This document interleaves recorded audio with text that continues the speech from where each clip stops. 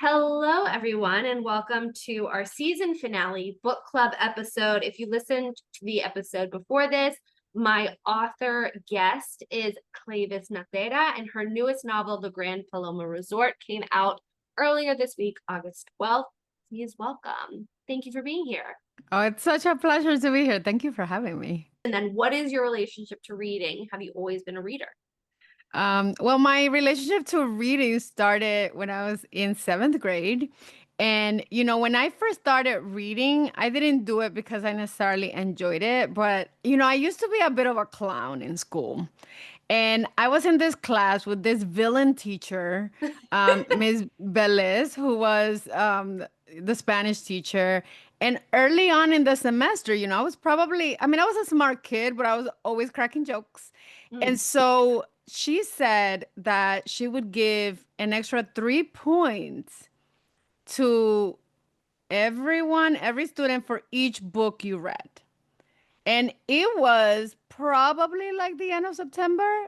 And I was like, oh, you're not ready. Because what was I doing? I was like, what, 12 years old, 11 years old? I was like, I have nothing but time to read books. Yeah. And so I started reading. And the caveat was, I guess the catch was that you had to like get up and do a presentation in front of the class. Okay. So every Friday you had to like get up there.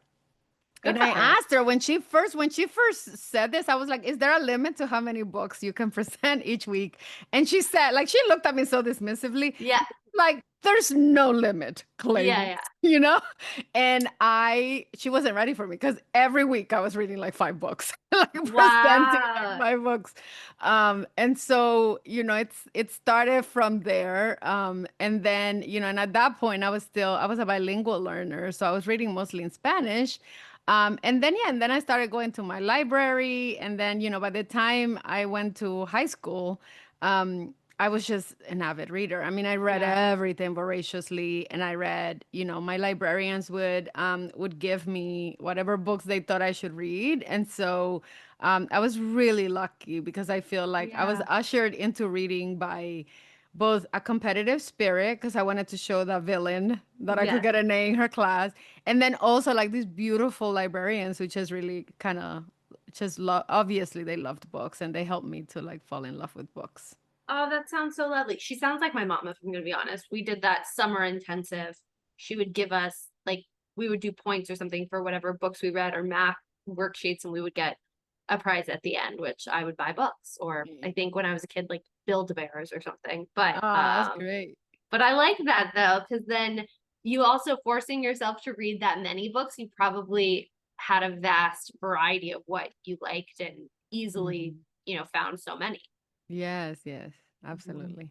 Now, do you as an adult finish every book that you start? I do. I mean, I think it's so interesting because I was listening to your show and one of your guests was saying that they don't finish, like life is too short. And I don't know. I mean, it doesn't leave me alone. A book that it torments me when I don't finish because I always fear that the book is going to get better, like in just 10 more pages, and then I would have missed out. And the other thing I have to say is that there have been books where maybe this is just because I'm a writer, but I read for different reasons. I mean, I still read mainly for pleasure, but I also read, like I'll read a book if it wins a big award, and so sometimes I'm kind of interested in being like, oh, what is it that this book has done, craft wise, that is groundbreaking or interesting or risk taking or something interesting with language. So for me, I also feel like, it is rare these days that I would pick up a book and it's not either because someone has recommended it to me and they loved it, which is a reason to finish, or because, there's something going on with this book that I am professionally interested in investigating. Yeah. Interesting, because I'm one of those people that puts it down, or I've skimmed to the end because I needed to know. Oh, yeah. That makes sense. Like you can just kind of do it quickly. Yeah, I don't know. I mean, I'm trying to think of the last book that I regretted reading, that I was like, this was such a waste of time. And I just honestly, I can't. I mean, there have been some books that I've read that I've been like, oh my God, I will never read I mean, I also Again, repeat yeah. read. Like I read books Okay. over and over again. And so for me, like I think that's the biggest diss is if like I give the book away after I read it. I'm like, get out of Okay. my face. I will never Yeah. touch you again. How often do you reread a book? I would say for some of my books, there are books I read every year, like The Bluest Eye, I read every year Okay. because I chose, that's my favorite book in the whole world. And I feel like every time I read it, I learn something new. Mhm. And I'm very nostalgic about that book, Okay. But other books I would say, I mean, I reread books for comfort. So there are some books, Yeah. that I think are just like really funny or like that I just love, Yeah. like The Road by Cormac McCormick. I've read that book so many times. And I always cry. Like it's one of those books that I read when I just like life is terrible and I'm like, I need a good cry. I grab that book because I think it's like, in a way it's heartbreaking, but it's also like really beautiful about hope and about love. And and those are some of my obsessions, like the things that I love to read about and think about and write about relationships and love. And so I think those books for me, the books that kind of circle that theme, I Yeah. think I'm more drawn to reading over and over again. Okay. And how do you read? Are you a e-reader, audiobooks, paperback, hardback? Well, let me say this. I love a hardback. And Mhm. I actually, and they're so inconvenient. These hardbacks are so heavy. I'm like, look at me giving myself carpal tunnel, just Yeah. because I love a hard book. I love a hardback book. And I also really like reading books first. So I Mm. usually pre-order books, especially writers I adore. Like I just pre-order their books as soon as I know Isabel Allende has another book. I'll pre-order it, or Julia Alvarez. There are just some writers that I just always read. But since becoming a suburban mom driver, I'm like, pretty much a chauffeur Yeah. 24/7 to my kids.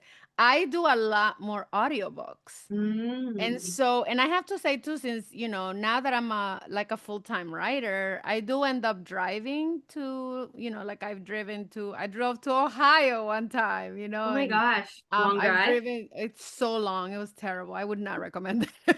But I've driven to, like Provincetown to Massachusetts, to Vermont. And like those places are like 6 hours and it's just perfect because you can get through a Yeah. book and, there and back. Do you ever tandem read? It's not something I do, but I know some people will like listen to the audiobook and read along at the same time. Yes, yes, Yeah. I Do you do. feel like what's that experience like?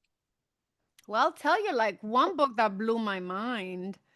And I actually didn't tandem read that one, even though I do tandem read others. But Liliana's Invincible Summer is a memoir that won the Pulitzer 2 years ago.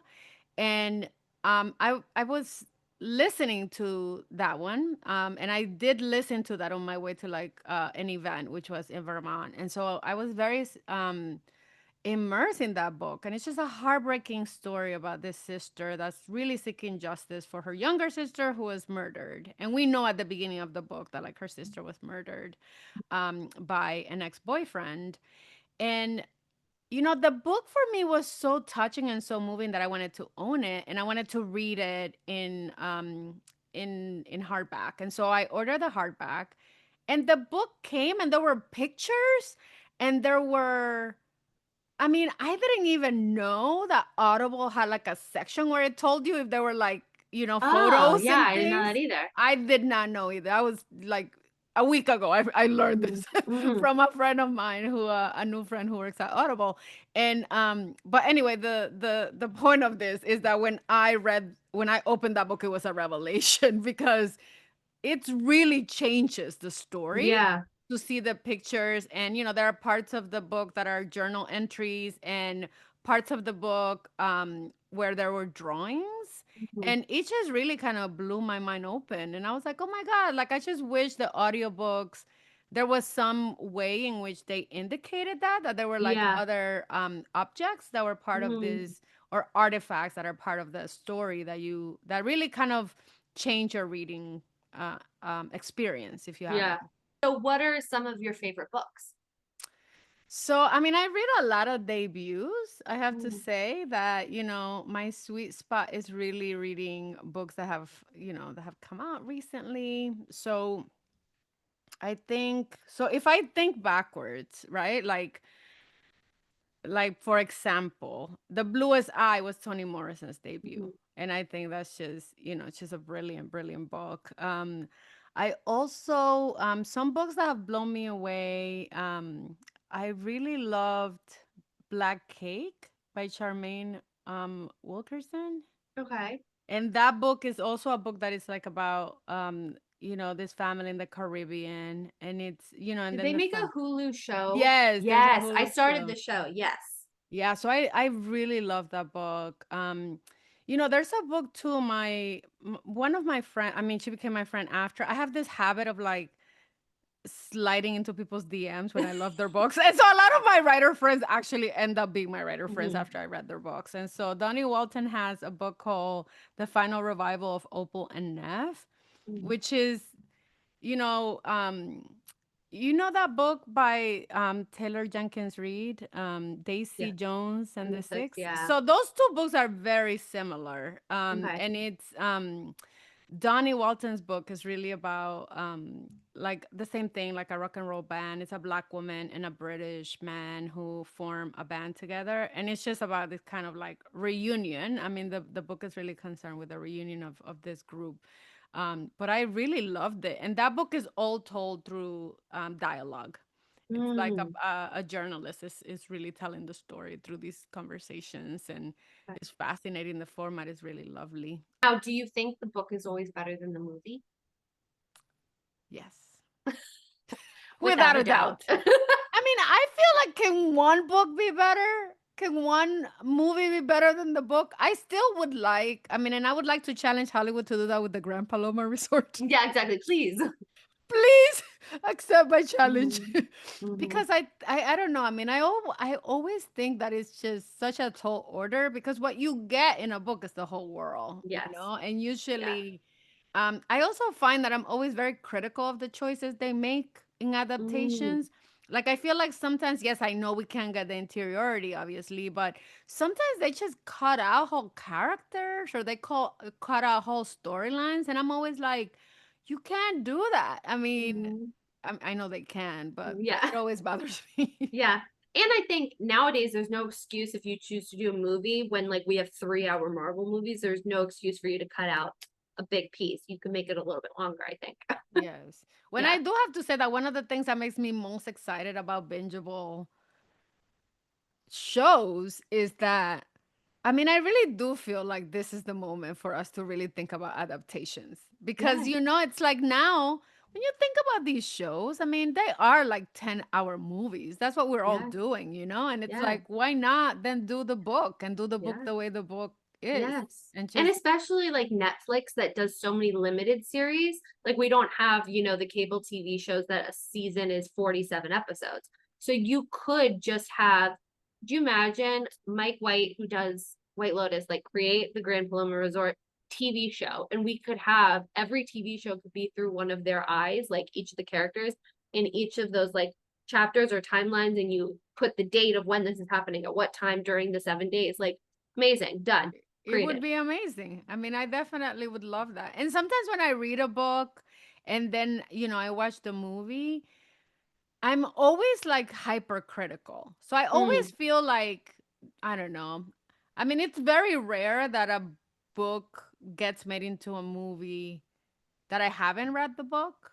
mm. I mean, but I do, what I just watched Forever on Netflix, which is an adaptation of Judy Blume's Oh Forever. yeah, I've And never that read one it. is just the twist is that it's about black teenagers and they've also gender swapped the Mm, characters. So I have not read Judy Blume's Forever, okay. and I'm definitely gonna read it now because I'm Oh, so okay, yeah. interested in seeing the choices that Yeah. the producers made with that one. But Hmm. the show was beautiful, and it really made me think about how exciting it is, like this time for Hmm. adaptations, because you could really have this kind of sibling creation, right? Because I always Yeah. feel like it isn't really the story of the book. It's kind of like a sibling, right? Of Hmm. that. story. But now I feel like you could just stretch it out and just make it really rich.